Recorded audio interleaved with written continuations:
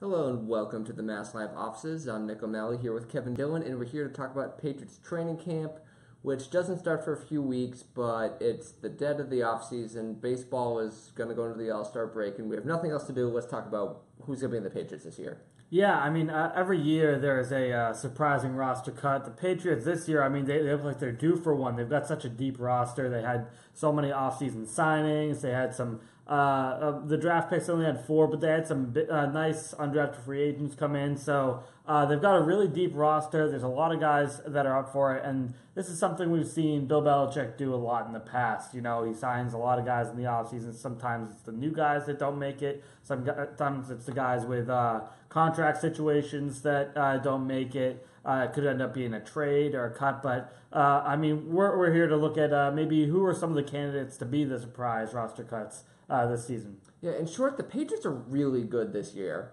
It's kind of an indicator early on was the fact that the Patriots only had 4 draft picks, but what were their needs? They pretty much solved all their needs. They even iffy, maybe they needed a linebacker, and they got one in David Harris. So they just have crazy depth. It's pretty unusual for this team to just kind of have this solid of a roster and so many guys at different spots.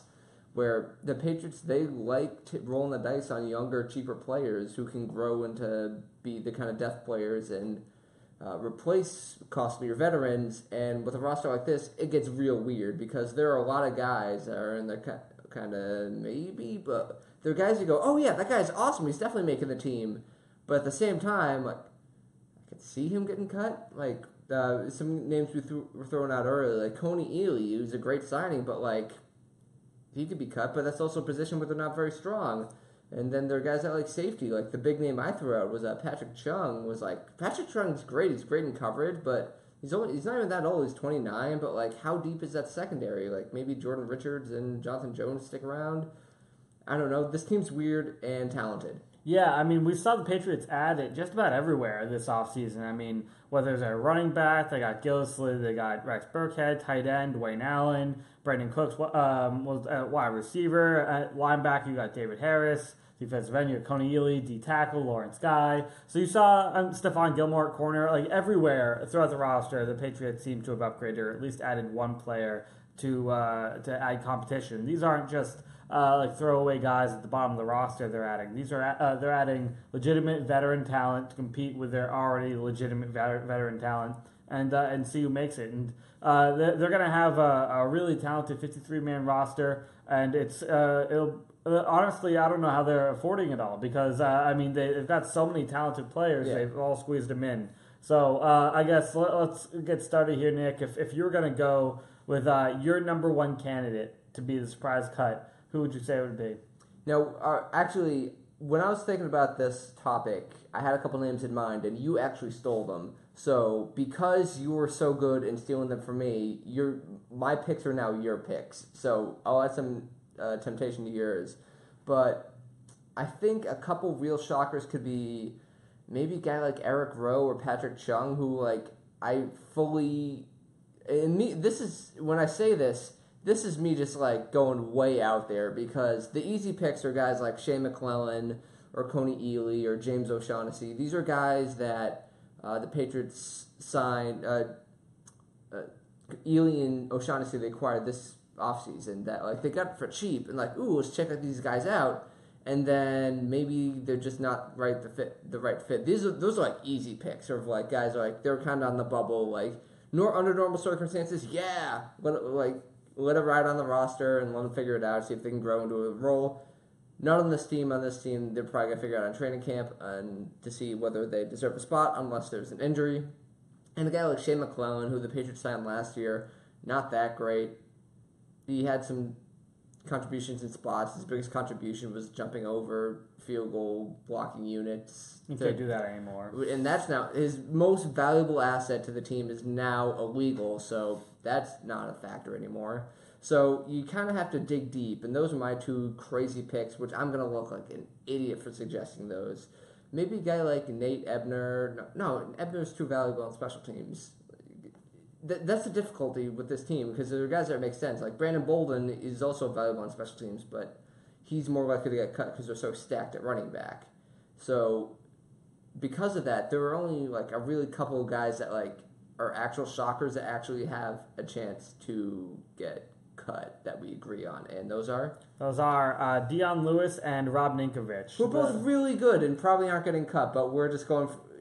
The point is that these would be shockers. Everything that we're pointing out right now would be shockers. You know, we're not saying, oh, it would be a big surprise if the Hollister twins get cut. You know, it's like these are the guys that are legitimate veteran talent that the Patriots have plenty of use for, but you know, with considering the structure of the roster, maybe are not needed as much anymore. Let's start with Dion Lewis, who I think is probably the A1 surprise cut candidate here.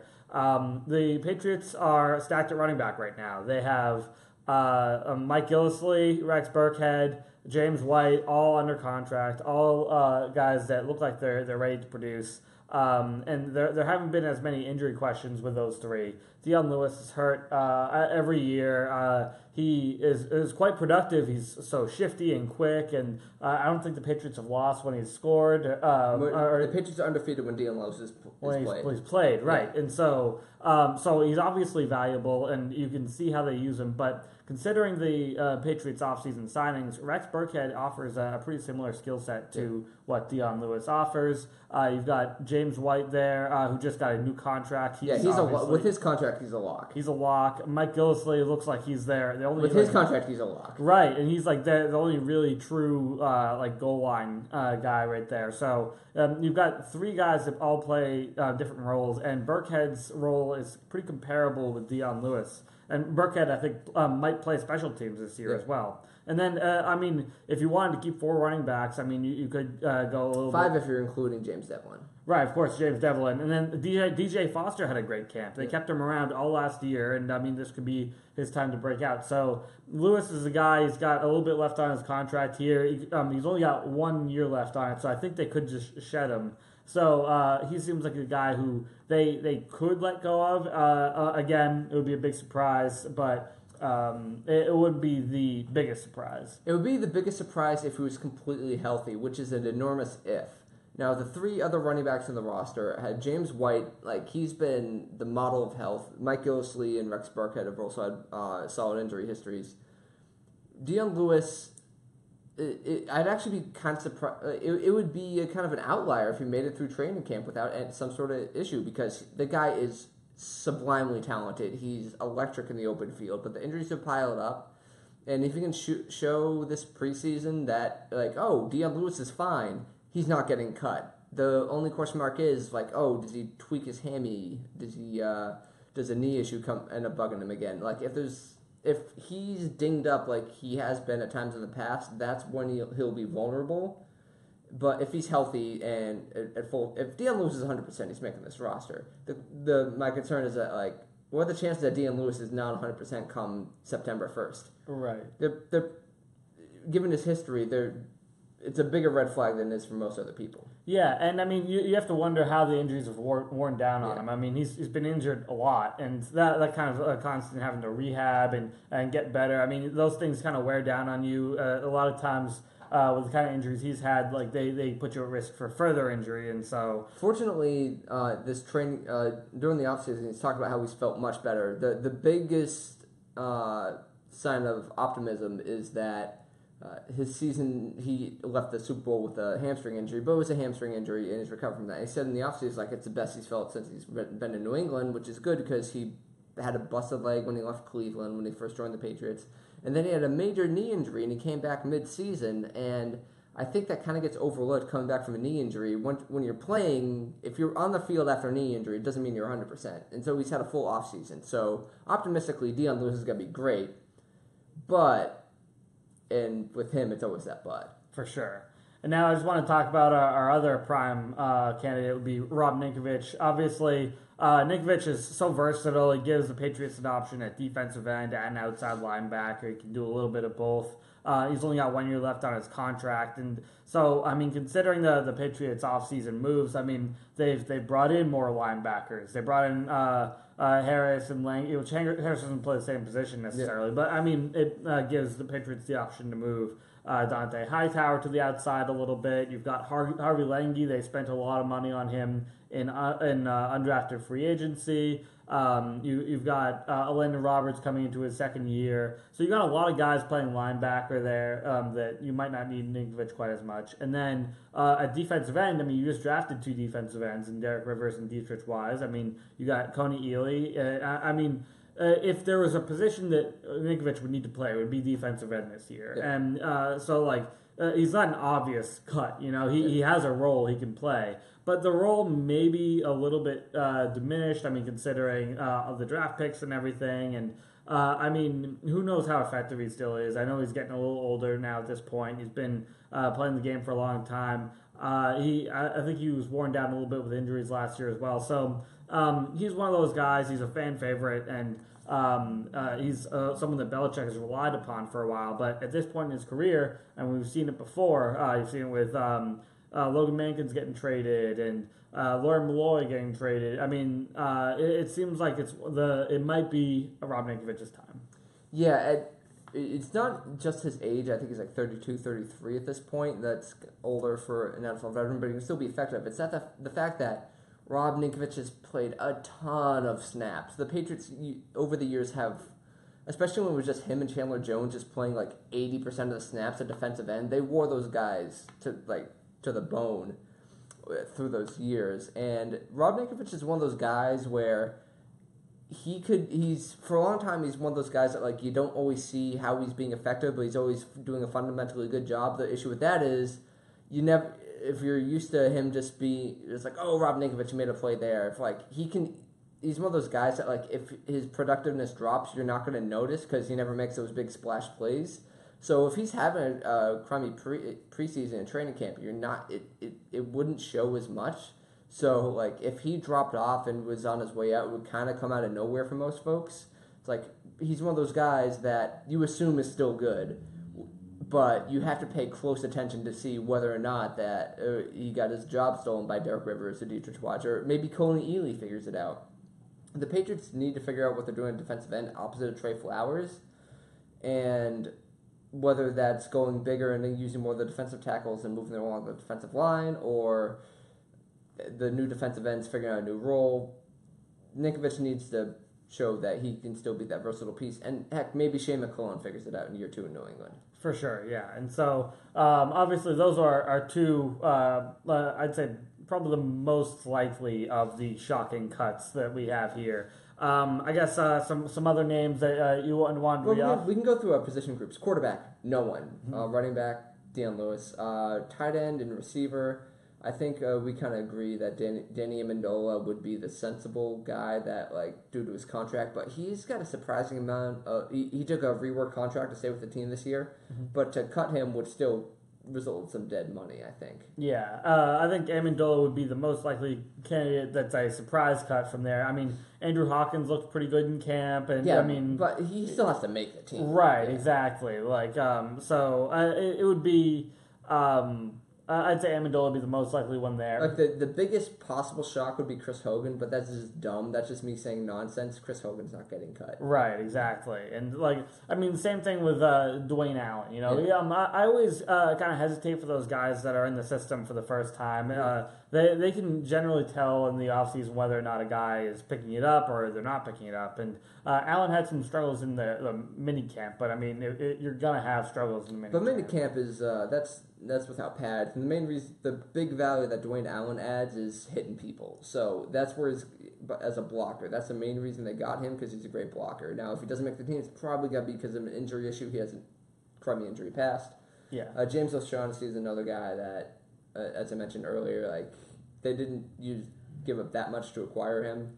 So no one really knows what to expect from him so far. Yeah, it's way too early to tell here. But there's a lot of turnover with the Patriots in tight ends. If you look at last year's initial 90-man roster, they had 7 tight ends on the roster. The only one that's still on the team is Rob Gronkowski. So yep. They're not afraid to move on at that position. And they can pick up a guy up the scrap heap. That's why Matt Lengel's still here. Yeah, exactly. So... then just offensive line. I had Connor McDermott, the 6th-round draft pick. This team is 6th-round draft picks aren't a sure thing. Once you get past 4th, 5th round, it's Mm-hmm. And with the Patriots roster stacked as it is, and as raw a prospect as McDermott is, I think he needs to bulk up in order to hold up against NFL the power of NFL level pass rushers. If they get him on the practice squad, that'd be a good get for them. If not, Yeah. Defensive line, we mentioned Ninkovich. Yeah. Then, let's see. Woodrow Hamilton, like, I'd have a hard time seeing Vincent Valentine, Malcolm Brown, or Alan Branch getting cut. They're all too good at stopping the run. That's what the Patriots need from their defensive tackles. They rely on their interior linemen to do a lot of the work as run stuffers and other guys. Well, the Patriots, last year's defense showed they're not going to really pressure teams as much. You could see by the way they rushed the passer, but they led the NFL in points given up. So it's kind of clear they're running a conservative, stop the run, cover well, that sort of thing. So I think having those run stuffers inside is a big thing. For sure. And then at linebackers, we mentioned linebacker all over the place. Yeah. Who knows? Maybe David Harris gets cut. Maybe he doesn't fit in, and maybe he's lost a step with the Jets. That's why he got cut from the Jets. You mentioned Shane McClellan. Robert just staying. Kyle Van Noy seems like he's too good of a fit. He played way too well last year. Right. Yeah, he's in the last year of his deal, but he's not being paid a lot. Yeah. So, and then defensive back, you mentioned Pat Chung, Eric Rowe. Long shot. Long shot. As like long shots, but who knows? Cyrus Jones too. Cyrus Jones. We said last year, the Patriots aren't going to come that quick, but if he has a crummy training camp and doesn't show signs of improvement, Belichick's ruthless. He'll cut a guy. He don't give a whatever. It doesn't matter if he's a second-round pick. At a certain point, you go, this guy's not progressing. With that said, it would be strange to see. It's appeared that he's had, the right mindset coming off a disastrous rookie year to kind of turn it around in year two. It would be a good story and a good value for the Patriots because he's a second-round pick on him. But if he's still bumbling and stumbling all over the place, that would be rough. Yep. And then now, what else we got? We have a specialist at this point, and one of the special teamers has to go. There's no competition right now for Gostkowski and Allen, so they're fine. Right. Like Matthew Slater's in the last year of his deal, but I would not expect him to get cut. Matthew Slater's going to be here till he's 45. Right, exactly. When he's special teams coach and is hired as a head coach elsewhere, that's when he's leaving New England. So at this point, we're kind of just listing players on the roster as surprise cuts. But